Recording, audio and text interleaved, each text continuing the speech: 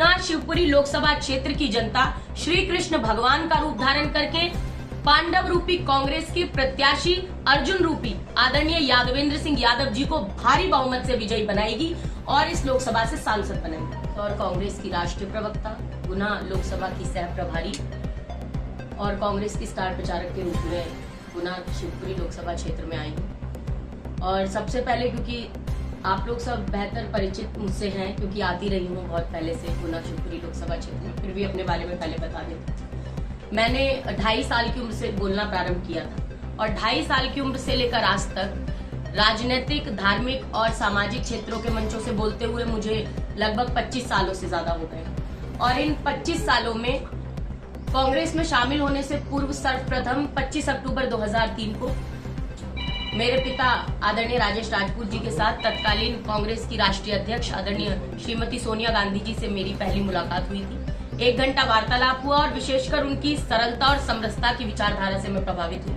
और उसके बाद मैंने कांग्रेस पार्टी में आने का निर्णय लिया। मैं लगभग 9 वर्ष की थी उस समय और 9-10 साल की उम्र में लोकसभा चुनावों के दौरान ही 3 अप्रैल 2004 को कांग्रेस के केंद्रीय कार्यालय में मेरी एक प्रेस वार्ता कराई गई, जिसमें मुझे कांग्रेस की सबसे इतिहास और वर्तमान की सबसे कम उम्र की प्रथम राष्ट्रीय स्टार प्रचारक घोषित किया गया।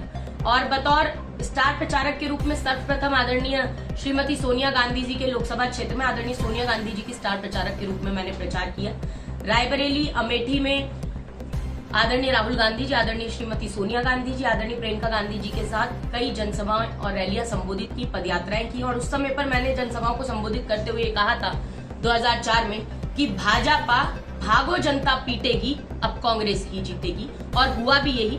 केंद्र में उस समय कांग्रेस के नेतृत्व में सरकार बनी और मैं 2 चरणों के चुनाव में प्रचार करती हुई आ रही हूँ। तीसरे चरण में हम प्रचार कर रहे हैं और जो माहौल है उसे देखते हुए मैं आज फिर से ये कह सकती हूँ कि 2004 के बाद अब 2024 में पुनः कांग्रेस गठबंधन की सरकार केंद्र में बनने जा रही है। और यहाँ लोकसभा का जो मैंने माहौल देखा, क्योंकि मैंने जनसंपर्क किया, मैंने मुंगावली विधानसभा में लगभग 4-5 जगहों पर दौरे किए, सभाएं भी, नुक्कड़ सभाएं ग्रामीण क्षेत्रों में संबोधित की। जो जन सैलाब, जो जन समर्थन कांग्रेस के प्रति है और जो विरोध इस समय पर भारतीय जनता पार्टी के जितनी भी कुनीतियां हैं जो कि लोगों के, और साथ ही साथ जो दुष्प्रचार देश के प्रधानमंत्री मोदी जी के द्वारा तक किया जा रहा है, उसके खिलाफ रोष है।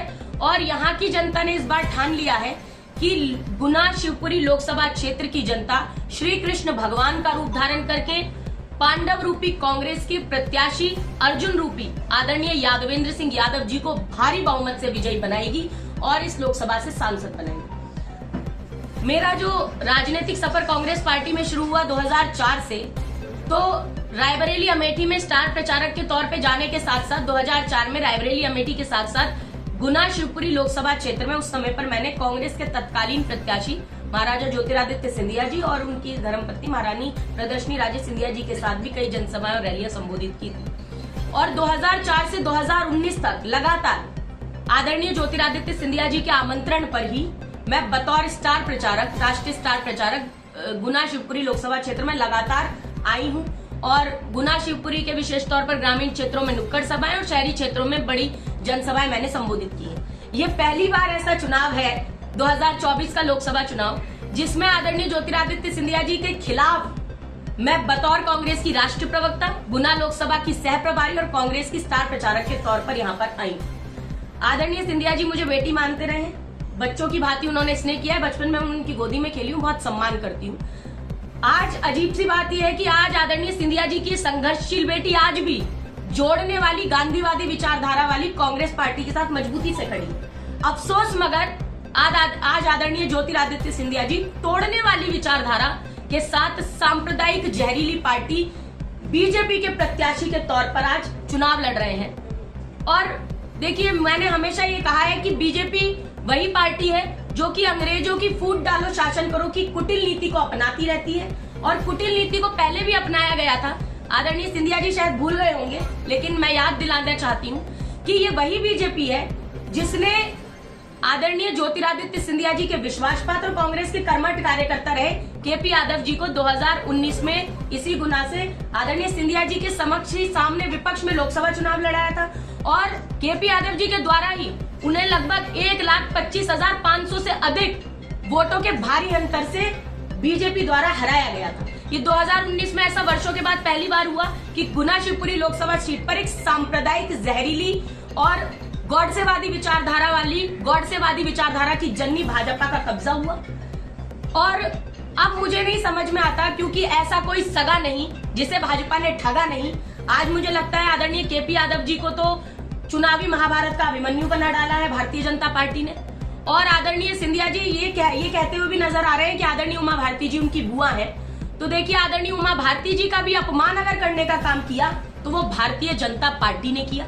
जिस तरह से एक अपराधी को तड़ी पार कर दिया जाता है, वैसे ही मेरी दादी समान आदरणीय सुश्री उमा भारती जी को बिना किसी अपराध के मध्य प्रदेश की राजनीति से भाजपा ने तड़ी पार कराया था। जब मुख्यमंत्री की कुर्सी से हटाया था, पार्टी के बाहर का रास्ता दिखाया था, और जब पार्टी में वापस बुलाया था तब उनसे ये कहा गया था कि मध्य प्रदेश आने की आवश्यकता नहीं है, अब आप उत्तर प्रदेश जाइए। उत्तर प्रदेश में पहले भाजपा ने उमा जी को चरखारी के चक्कर में फंसाया, झांसी का झांसा देकर झांसी से चुनाव लड़ाया, लेकिन उत्तर प्रदेश में भी सही मायने में सम्मान नहीं किया। अगर सम्मान किया होता तो उस समय उत्तर प्रदेश का मुख्यमंत्री बनाने का काम किया होता।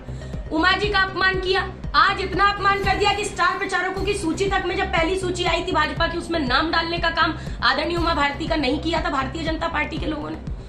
मैं हमेशा कहती हूँ कि अगर बुंदेलखंड की मध्य प्रदेश की आदरणीय उमा भारती जी बड़ी बेटी है, तो ये लोधी साधना भारती भी इसी मध्य प्रदेश की छोटी बेटी है। बड़ी बेटी का अपमान एक तरफ भाजपा ने किया, मगर एक छोटी बेटी का सम्मान करते हुए आदरणीय राहुल गांधी जी की कांग्रेस ने, आदरणीय मल्लिकार्जुन खड़गे जी की कांग्रेस ने, आदरणीय यादवेंद्र सिंह यादव जी की कांग्रेस ने, कांग्रेस के करोड़ों कर्मठ कार्यकर्ताओं की इस कांग्रेस ने, धर्मनिरपेक्षतावादी कांग्रेस ने इसी छोटी बेटी को अपनी सबसे कम उम्र की न सिर्फ स्टार प्रचारक बनाया, बल्कि राष्ट्रीय प्रवक्ता बनाने का काम कराया। तो मुझे लगता है कि आज वो समय है और ये जनता मान रही है कि अपमान का बदला लेने का समय है, और जनता सही मायने में अपमान का बदला लेकर दिखाएगी। मैं तो कहती हूँ, मैंने तो कहा ना, उन्हें तो चुनावी महाभारत का अभिमन्यु बना दिया है। और मात्र यादव समाज नाराज नहीं है, पूरा ओबीसी समाज नाराज है, और ओबीसी समुदाय नाराज है। तो बिल्कुल ओबीसी समाज के लोग देखेंगे, बिल्कुल देखेंगे। लेकिन मैं तो भारतीय ओबीसी महासभा के मुख्य संयोजक के तौर पर मुझे इस बात से दुख होता है कि किस तरीके से भारतीय जनता पार्टी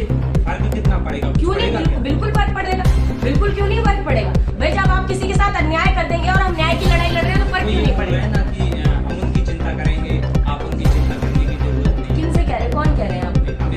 अमित शाह जी ने कहा है, अमित शाह जी ने तो देखिए उमा भारती जी की भी बहुत चिंता कर ली थी। अमित शाह जी ने तो माननीय कल्याण सिंह जी की बहुत चिंता कर ली थी, जो उन्हें 5 साल मुख्यमंत्री नहीं रहने दिया। उमा जी को पूरे 5 साल मुख्यमंत्री, उनकी इतनी चिंता कर ली कि स्टार प्रचारकों की सूची से ही नाम हटा दिया। तो ऐसी चिंता से तो भगवान बचाए, ऐसी चिंता नहीं करे तो अच्छा है। और चिंता करनी है तो अपनी कुर्सी की चिंता करें जो हिलने वाली है, क्योंकि चिंता जिस चीज की करनी थी वो तो कर नहीं पाए। देश की चिंता नहीं कर पाए, मणिपुर की महिलाओं की चिंता नहीं कर पाए, हाथरस की बेटी की चिंता नहीं कर पाए, जाकर वो एक से एक के बाद एक बलात्कार की घटना उनकी चिंता नहीं कर पाए। मध्य प्रदेश में आदिवासी के सर पर पेशाब कर दिया, आदिवासियों की चिंता नहीं कर पाए।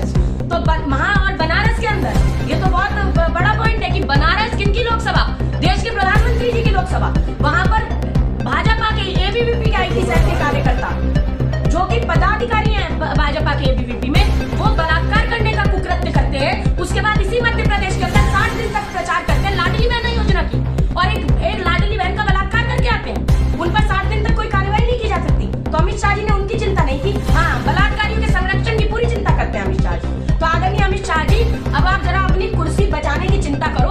और ज्यादा मैं तो यही कहूंगी कि चिंता करनी है तो लोगों की चिंता शुरू करना शुरू कीजिए। ये जो आप भ्रष्टाचारियों की चिंता किए जा रहे हैं, पहले भ्रष्टाचारी बताएंगे और उन्हीं भ्रष्टाचारियों को अपने साथ जोड़ लेते हैं। तो सबने देखा है कि भाजपा अगर चिंता करती है तो भ्रष्टाचारियों की करती है, बलात्कारियों की करती है, यौन शोषण के आरोपियों की करती है, और सबसे बड़ी बात सांप्रदायिकतावादी बोलने वाले नेताओं की चिंता करती है।